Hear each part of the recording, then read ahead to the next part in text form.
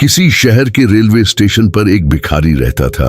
वह वहां आने जाने वाली रेलगाड़ियों में बैठे यात्रियों से भीख मांगकर अपना पेट भरता था। एक दिन जब वह भीख मांग रहा था तो सूट बूट पहने एक लंबा सा व्यक्ति उसे दिखा। उसने सोचा कि यह व्यक्ति बहुत अमीर लगता है, इससे भीख मांगने पर यह मुझे जरूर अच्छे पैसे देगा। वह उस लंबे व्यक्ति से भीख मांगने लगा। भिखारी को देखकर उस लंबे व्यक्ति ने कहा, तुम हमेशा मांगते ही रहते हो क्या? कभी किसी को कुछ देते भी हो?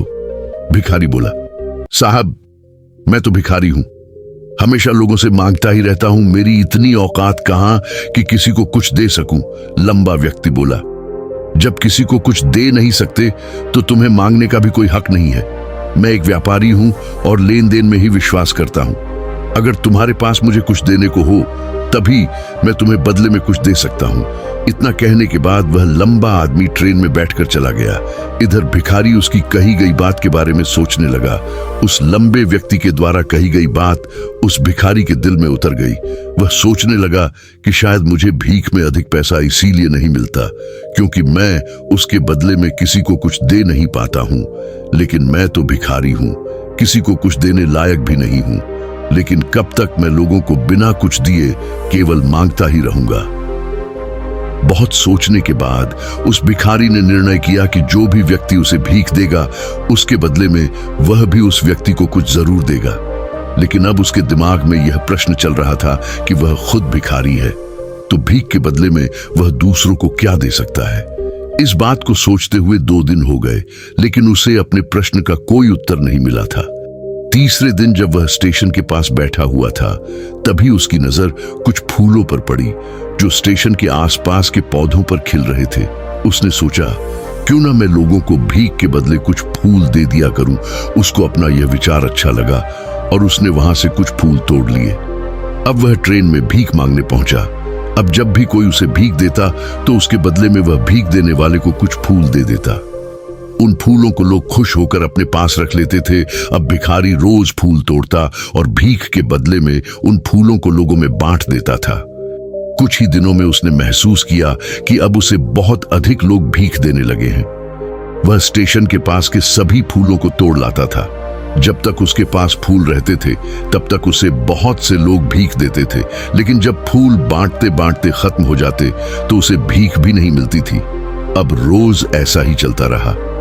एक दिन जब वह भीख मांग रहा था तो उसने देखा कि वही लंबा व्यक्ति ट्रेन में बैठा है जिसकी वजह से उसे भीख के बदले फूल देने की प्रेरणा मिली थी। वह तुरंत उस व्यक्ति के पास पहुंच गया और भीख मांगते हुए बोला, आज मेरे पास आपको देने के लिए कुछ फूल है, आप मुझे भीख दीजिए तो बदले में मैं आपको कुछ फूल दूंगा। उस लंबे व्यक्ति ने उसे भीख के रूप में कुछ पैसे दे दिए और भिखारी ने कुछ फूल उसे दे दिए। उस लंबे व्यक्ति को बात बहुत पसंद आई। वह बोला, वाह क्या बात है, आज तुम भी मेरी तरह एक व्यापारी बन गए हो। इतना कहकर फूल लेकर वह लंबा व्यक्ति अपने स्टेशन पर उतर गया। लेकिन उस लंबे व्यक्ति द्वारा कही गई बात एक बार फिर से उस भिखारी के दिल में उतर गई। वह बार बार उस लंबे व्यक्ति के द्वारा कही गई बात के बारे में सोचने लगा और बहुत खुश होने लगा। उसकी आंखें अब चमकने लगी। उसे लगने लगा कि अब उसके हाथ सफलता की वह चाबी लग गई है जिसके द्वारा वह अपने जीवन को बदल सकता है।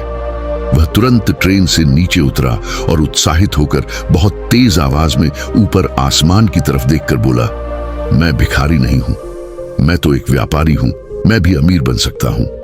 लोगों ने उसे देखा तो सोचा कि शायद यह भिखारी पागल हो गया है और अगले दिन से वह भिखारी उस स्टेशन पर फिर कभी नहीं दिखा। लेकिन 6 महीने बाद इसी स्टेशन पर 2 व्यक्ति सूट बूट पहने हुए यात्रा कर रहे थे। दोनों ने एक दूसरे को देखा तो उनमें से एक ने दूसरे से हाथ मिलाया और कहा, क्या आपने मुझे पहचाना? दूसरा व्यक्ति बोला, नहीं, क्योंकि मेरे हिसाब से हम लोग पहली बार मिल रहे हैं। पहला व्यक्ति बोला, नहीं, आप याद कीजिए, हम पहली बार नहीं बल्कि तीसरी बार मिल रहे हैं। दूसरा व्यक्ति बोला, मुझे याद नहीं, वैसे हम पहले 2 बार कब में थे? अब पहला व्यक्ति मुस्कुराया और बोला, हम पहले भी 2 बार इसी ट्रेन में मिले थे। मैं वही भिखारी हूं जिसको आपने पहली मुलाकात में बताया कि मुझे जीवन में क्या करना चाहिए, और दूसरी मुलाकात में बताया कि मैं वास्तव में कौन हूं। दूसरा व्यक्ति मुस्कुराया और अचंभित होते हुए बोला, ओ याद आया, तुम वही भिखारी हो जिसे मैंने एक बार भीख देने से मना कर दिया था, और दूसरी बार मैंने तुमसे कुछ फूल खरीदे थे, लेकिन आज तुम यह सूट बूट में कहाँ जा रहे हो और आजकल क्या कर रहे हो? तब पहला व्यक्ति बोला, हाँ मैं वही भिखारी हूं, लेकिन आज मैं फूलों का एक बहुत बड़ा व्यापारी हूं और इसी व्यापार के काम से ही दूसरे शहर जा रहा हूं। कुछ देर रुकने के बाद वह फिर बोला, आपने मुझे पहली मुलाकात में प्रकृति का वह नियम बताया था जिसके अनुसार हमें तभी कुछ मिलता है जब हम कुछ देते हैं। लेन देन का यह नियम वास्तव में काम करता है। मैंने यह बहुत अच्छी तरह महसूस किया है, लेकिन मैं खुद को हमेशा भिखारी ही समझता रहा। इससे ऊपर उठकर मैंने कभी सोचा ही नहीं, और जब आपसे मेरी दूसरी मुलाकात हुई तब आपने मुझे बताया कि मैं एक व्यापारी बन चुका हूं। अब मैं समझ चुका था कि मैं वास्तव में एक भिखारी नहीं बल्कि व्यापारी बन चुका हूं। मैंने समझ लिया था कि लोग मुझे इतनी भीख क्यों दे रहे हैं, क्योंकि वह मुझे भीख नहीं दे रहे थे बल्कि उन फूलों का मूल्य चुका रहे थे। सभी लोग मेरे फूल खरीद रहे थे क्योंकि इससे सस्ते फूल उन्हें कहाँ मिलते। मैं लोगों की नजरों में एक छोटा व्यापारी था, लेकिन मैं अपनी नजरों में एक भिखारी ही था। आपके बताने पर मुझे समझ आ गया कि मैं एक छोटा व्यापारी हूं। मैंने ट्रेन में फूल बांटने से जो पैसे इकट्ठे किए थे उनसे बहुत से फूल खरीदे और फूलों का व्यापारी बन गया। यहाँ के लोगों को फूल बहुत पसंद है और उनकी इसी पसंद ने मुझे आज फूलों का बहुत बड़ा व्यापारी बना दिया। दोनों व्यापारी अब खुश थे और स्टेशन आने पर साथ उतरे और अपने अपने व्यापार की बात करते हुए आगे बढ़ गए। दोस्तों, इस कहानी से हमें बहुत कुछ सीखने को मिलता है। कहानी में लंबा व्यापारी गिव एंड टेक के नियम को बहुत अच्छी तरह जानता था। दुनिया के सभी बड़े व्यापारी इसी जीवन के नियम का उपयोग करके सफल हुए हैं। इस फार्मूले को उसने भिखारी को भी बताया। भिखारी ने इस प्राकृत नियम को अपना लिया और इसका असर उसके जीवन में साफ दिखाई देने लगा। उसने अपनी सोच बदली और उसकी जिंदगी बदल गई। यह कहानी हमें बताती है कि हम यदि अपनी सोच बदल ले तो कुछ भी हासिल किया जा सकता है। यदि हम खुद को छोटा समझते रहेंगे तो हम हमेशा छोटे ही बने रहेंगे। बड़ा बनने के लिए हमें अपनी सोच को बदलना होगा और खुद के बारे में बड़ा सोचना होगा। कहानी का सार यह है कि सफलता आपकी सोच में छुपी होती है। खुद का आत्मसम्मान जगाए, अपनी सोच को बड़ा बनाइए और देखिए कैसे आप सफलता के शिखर पर पहुंच जाते हैं।